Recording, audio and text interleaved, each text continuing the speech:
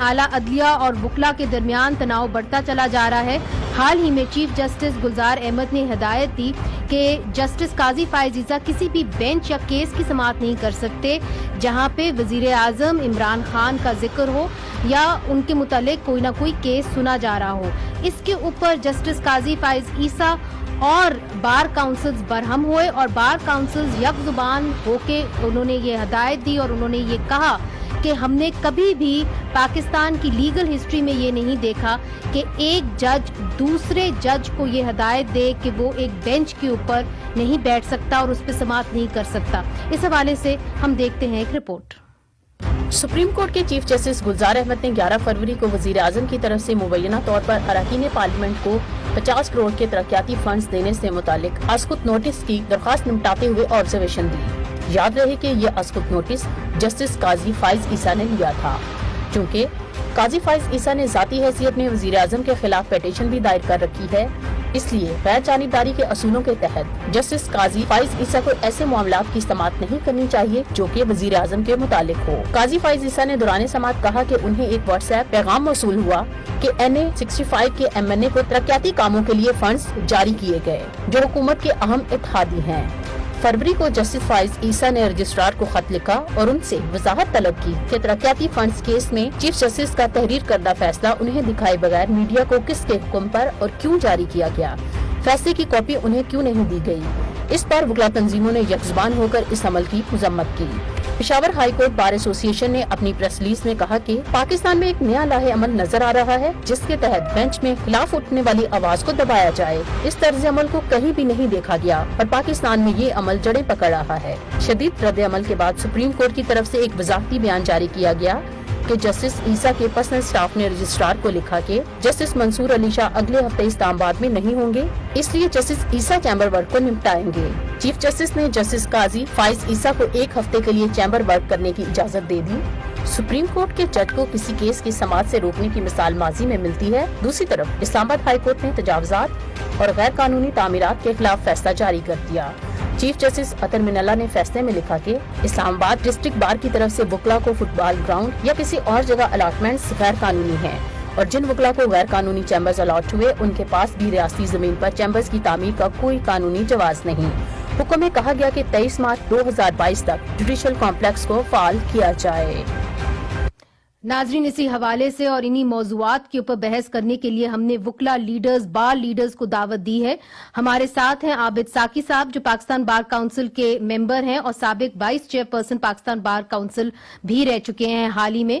کامران مرتضی صاحب ہمیں جوائن کر رہے ہیں، وہ بھی سابق صدر سپریم کورٹ بار ایسوسی ایشن رہ چکے ہیں اور اس کے علاوہ وہ وائس چیئرپرسن پاکستان بار کاؤنسل بھی ہیں رہ چکے ہیں۔ لال چند صاحب کا جو تعلق ہے وہ پاکستان تحریک انصاف سے ہے، وہ قومی اسمبلی کی قائمہ کمیٹی برائے لا اینڈ جسٹس کے ممبر ہیں اور حکومتی جو موقف ہے اس کو ڈیفینڈ کریں گے یا اس کو جو ہے پریزنٹ کریں گے۔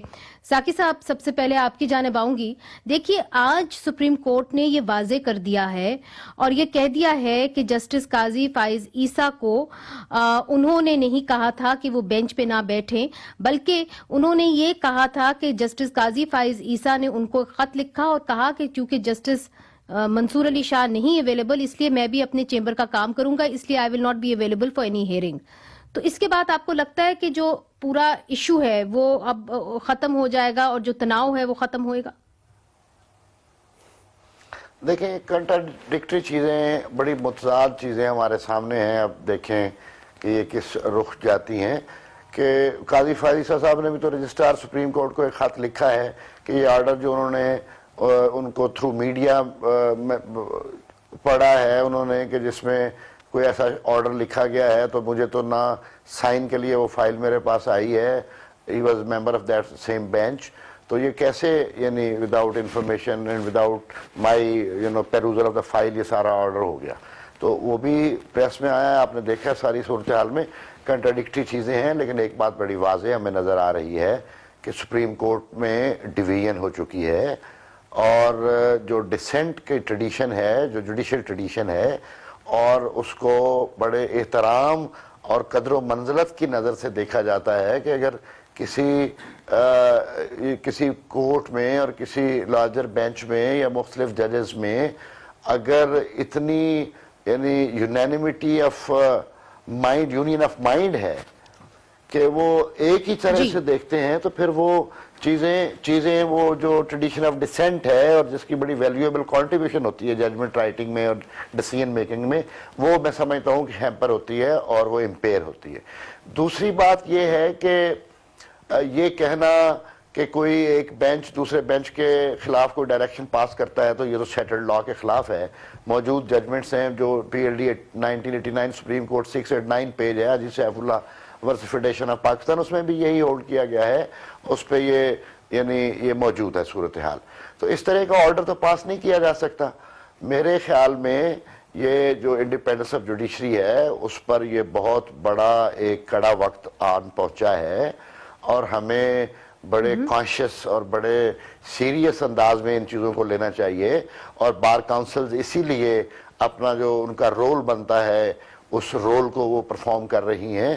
اور میں سمجھتا ہوں کہ ایسے اقدامات نہیں ہونے چاہیے جس سے عدلیہ کی آزادی ہے اس پر قدغن لگے، یا اس میں کوئی رکاوٹ آئے، یا اس میں کوئی یعنی میننگ فل ڈیٹیریوریشن کا امکان پیدا ہو.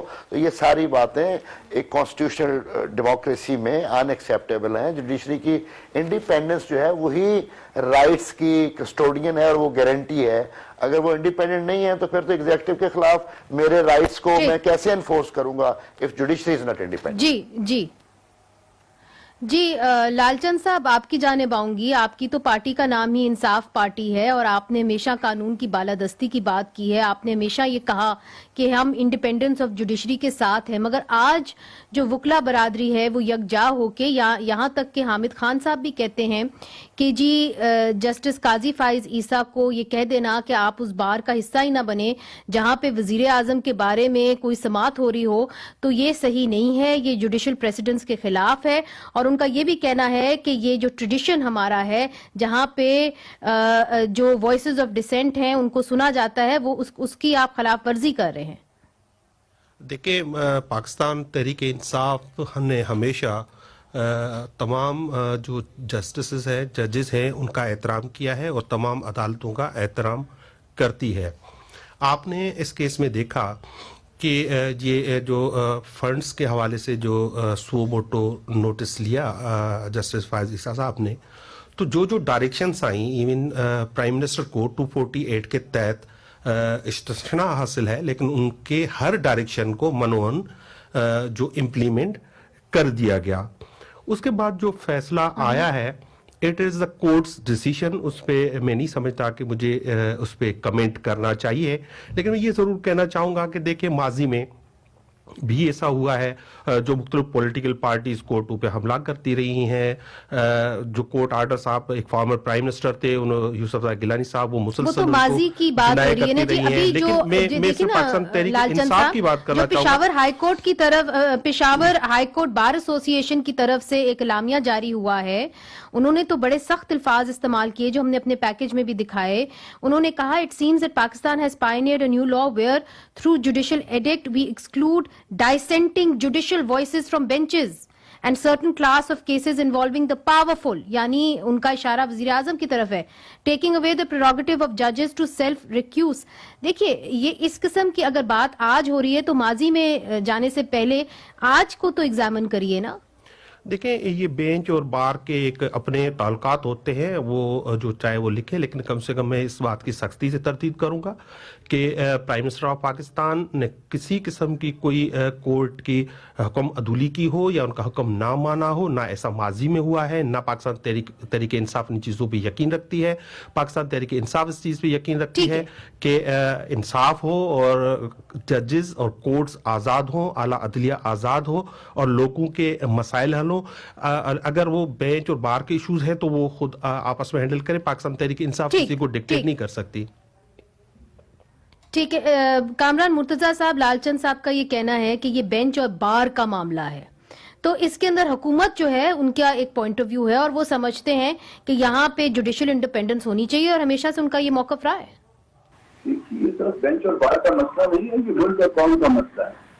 جس طرح سے بھارتی اداروں میں منتری آ رہی ہے گزشتہ 10-20 सालों में बहुत ज्यादा पेनल्टी आई है। तो हमारे ये जो 2 अदारे जो बहुत मुहतरम थे, जिसमें जुडिशरी और उसमें एक और दूसरा अदारा है, उसमें भी पेनल्टी आ गई है और वो इस हद तक आ गई है कि उसकी इज्जत की तरफ उंगलियां उठने लग गई हैं।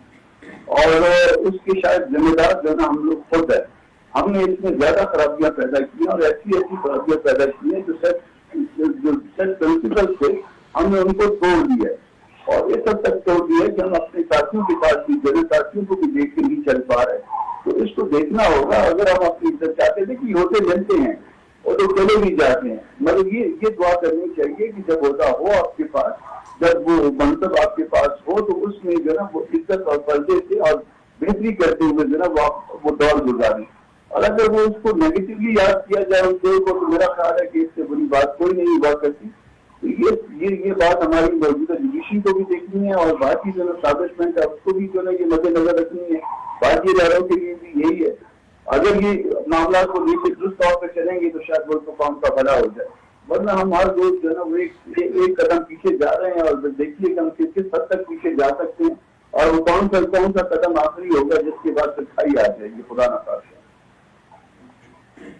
मगर आपने एक बात कही, दिलचस्प कही, और उसके बाद हमने वक्फा लेना है। वक्फे के बाद मैं आपसे पूछूंगी कि ये जो बेंच और बार की दूरी बढ़ती चली जा रही है, कहीं इसका फायदा किसी और को ना हो जाए और इसका बराह रास्त क्या असर होगा कानून की बालादस्ती के ऊपर, ये पूछूंगी वक्फे